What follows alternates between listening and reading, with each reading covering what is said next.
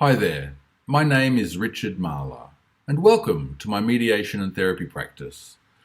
I'm going to take a few moments to reflect on the increased focus on the voice of the child under recent changes to Australian family law.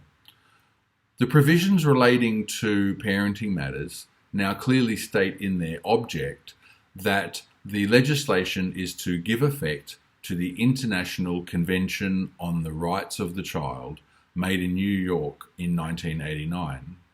And whilst Australia has been a signatory to this convention for quite some time now, it hasn't specifically been referred to in our Domestic Family Law Act. If we turn to the International Convention itself, under Article 12, it clearly states that countries are to ensure that children have the right to express their views freely in any judicial or administrative proceedings that are affecting them, and that their views and wishes will be given due weight according to their age and maturity. Now, if we look at the best interest factors, there are 6 best interest factors under Australian law, with an additional factor for Indigenous and Torres Strait Islander children. So under these 6 factors for determining a child's best interests, the second factor simply states that the court is to consider any views expressed by the child. A further change under Australian law is that where there's an independent children's lawyer that has been appointed in a particular matter, now there's a legal obligation on the ICL to speak to the children that they represent and to seek their wishes and their views. And there are only exceptional circumstances where the ICL does not need to fulfill this obligation, or where a child simply doesn't wish to meet with them or to express their views, or if a child is under 5.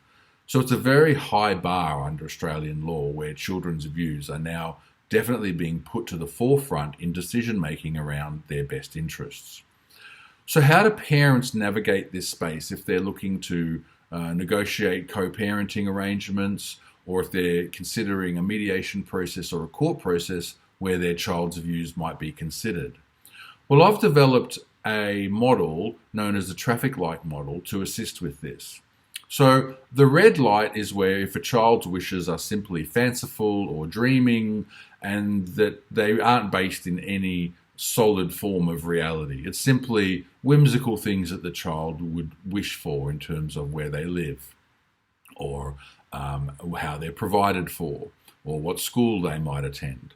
If those wishes are simply fanciful, then they're really not going to be given much, if any, weight under Australian family law.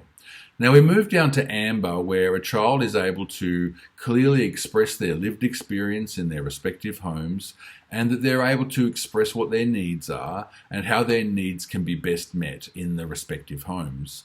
Now, if a child is expressing these views and is following a clear, logical structure, then we're moving into amber territory, where their views may well be considered and be given due weight according to their age and maturity. Now, as a rule of thumb, primary school children are generally given less weight than high school children. However, that's a very general rule, and certainly every case is specific to that particular child and their circumstances. Now, moving down into the into the green light, where we definitely want to go forward with a child's wishes, that's where it relates to their safety.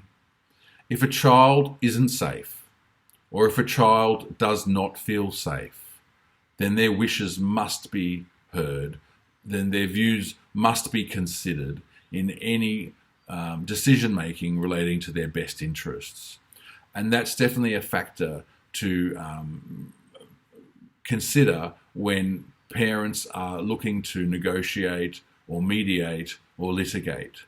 If a child isn't safe, or if they're expressing clear views that are logical and reasonable, then the parents should really use their best endeavours to ensure that their child's views are given adequate consideration in any decision making relating to that child's best interests.